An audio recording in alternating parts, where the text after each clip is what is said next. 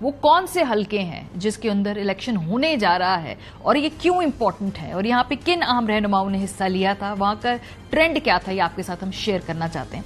शरीफ खानदान से शुरू करते हैं क्योंकि उनकी छोड़ी हुई नशिस्तों के ऊपर भी 5 के करीब ये इंतखाब हो रहे हैं। NA 119 मरीम नवाज साहिबा ने नशिस्त छोड़ी थी और हम ये देखा कि उसमें शहजाद फारूक साहब जो हैं वो नाकाम हुए। इस इलेक्शन के हवाले से बार बार तहरीक इंसाफ अपने तहफ़्फ़ुज़ात का इज़हार करते जा रही है। अब ये बाई इलेक्शन हो रहा है, देखते हैं कि इसमें ट्रेंड क्या होगा। शहबाज शरीफ साहब की कसूर की नशिस्त जो उन्होंने छोड़ी है और इसमें जो वोट हैं उनका फर्क हमने देखा है 26,000 के करीब है। सो ये जो बाई इलेक्शन होता है, देखते हैं कि इसमें क्या आगे ट्रेंड नजर आता है। हमजा शहबाज साहब ने जो नशिस्त छोड़ी थी उसमें फर्क बहुत कम था, 5,000 के करीब है और मुस्तरदशुदा वोट जो है वो भी हम देख रहे हैं कि 2,500 के करीब था। सो ये इस सीट का इलेक्शन जो है वो देखते हैं कि कितना दिलचस्प होता है। शहबाज शरीफ साहब की एक और छोड़ी हुई सीट लाहौर से PP 158, इसमें हमने देखा था जो आज़ाद उम्मीदवार थे तहरीक इंसाफ से इनका ताल्लुक था, तो अब इसमें क्या ट्रेंड नजर आता है हमें ये देखना है। 164 जो PP है इसमें भी शहबाज शरीफ साहब ने अपनी सीट छोड़ी है और सिर्फ तकरीबन 1,180 वोट का फर्क था। इसमें इंटरेस्टिंग बात यह है कि मुस्तरदशुदा जो वोट है वो भी तकरीबन 1,752 है। सो इस पे क्या ट्रेंड होगा।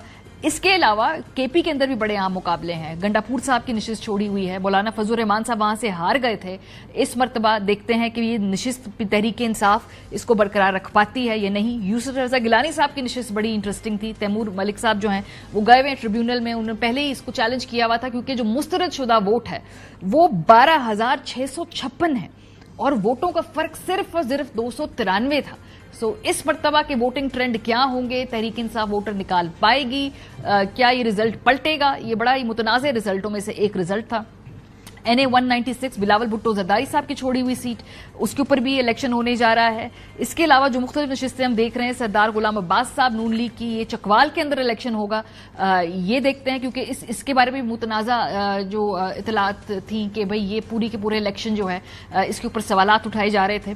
अब इस इलेक्शन में देखते हैं कि क्या ट्रेंड है। चौधरी सालिक हुसैन साहब जो नशिस्त जीते थे गुजरात से, परवेज लाई साहब हार गए थे, तो अब जो ये इलेक्शन है इसमें देखते हैं कि आगे क्या होगा, ये किसके हक में जाएगा इलेक्शन। क्या दोबारा काफ लीग मैनेज कर लेगी। एहसन इकबाल साहब की छोड़ी हुई सीट है जी, उसमें भी वोटों का फर्क काफी कम था मुस्तरदशुदा वोटों के मुकाबले में। सो देखते हैं कि इस मरतबा ये वेव में PMLN ये अपनी सीट रिटेन कर पाएगी क्या नहीं। राना तनवीर हुसैन साहब का हल्का है, अब्दुल अलीम खान साहब का अपना हल्का है जिसमें उन्होंने PP 149 की सीट छोड़ी है और इसमें भी जी वोटों का और मुस्तरदशुदा वोटों का फर्क फ्रीकिंगली क्लोज है, बहुत ज्यादा क्लोज है।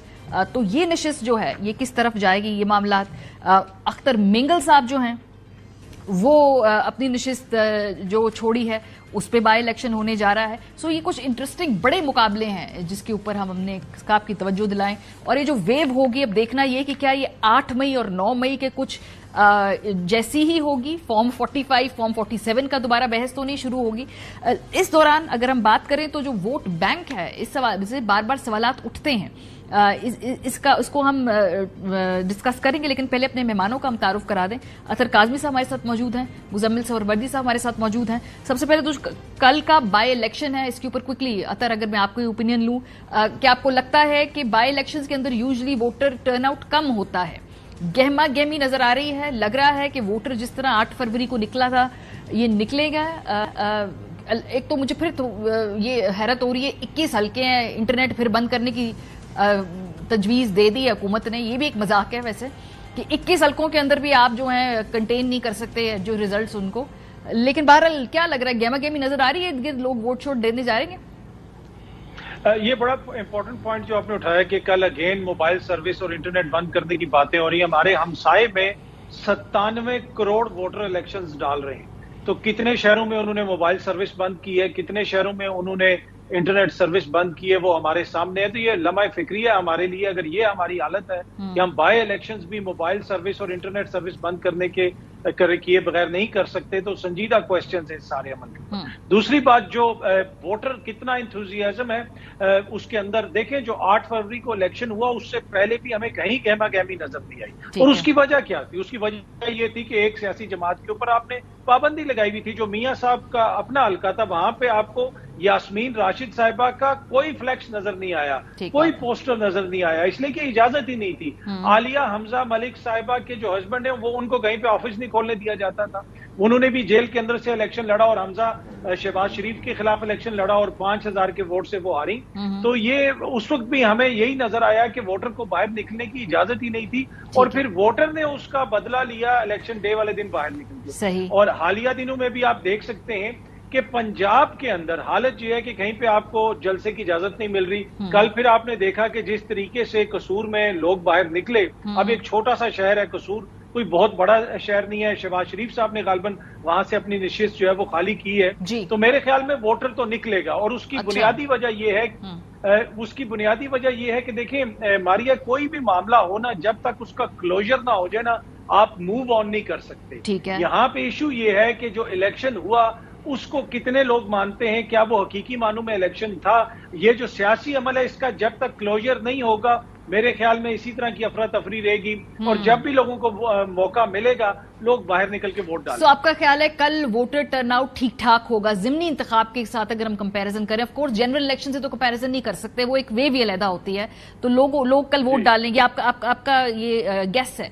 जी मेरा ये गैस है कि लोग बाहर निकलेंगे और वोट डालेंगे। ठीक है मुजम्मिल साहब, आपको इस जिमनी इंतखाब के अंदर गहमा गहमी उस तरह से नजर आती है? क्योंकि खास तौर पे इसमें पीएमएलएन की अगर हम खुद भी लोगों से बात करें, उनके लिए ये इलेक्शन इंपॉर्टेंट है। कुछ अहम नशिस्तें हैं पीएमएलएन की, खास तौर पे जो एक इलेक्शन के बाद का एक बयानिया है कि पॉपुलैरिटी नहीं है, तो उस एस्पेक्ट में वो इस पे नजरें जमाए हुए हैं। आपको लग रहा है कि पीएमएलएन का वोटर इतना मोटिवेटेड है कि कल के इलेक्शन के अंदर वो बाकायदा वोट डालेगा? क्या वो वाला जज्बा नजर आ रहा है आपको?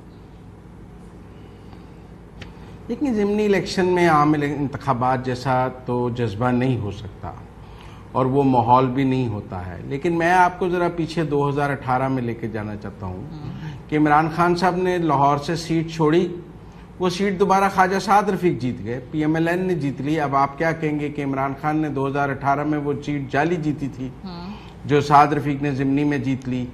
फवाद चौधरी साहब ने जो एमपीए की सीट छोड़ी थी वो मुस्लिम लीग नून ने जीत ली थी ज़िमनी इंतखाबात में फौरन बाद में, तो क्या फवाद चौधरी साहब ने भी उस वक्त जाली जीती थी?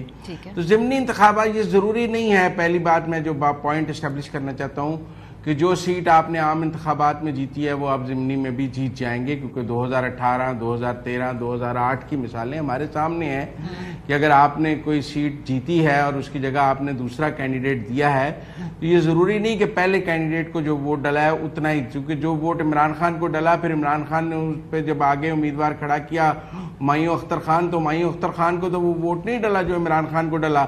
या इमरान खान 2018 में आरटीएस की वजह से जाली जीते और ज़िमनी में आरटीएस नहीं चल सका था। फवाद चौधरी साहब का भी यही हाल था, और भी सीटों की मैं मिसालें दे सकता हूँ। तो इसलिए ये ज़रूरी नहीं है कि जो सीट आपने आम इंतखाबात में जीती हो वो आप ज़िमनी में जीत लें, कैंडिडेट का बहुत फ़र्क होता है और सब।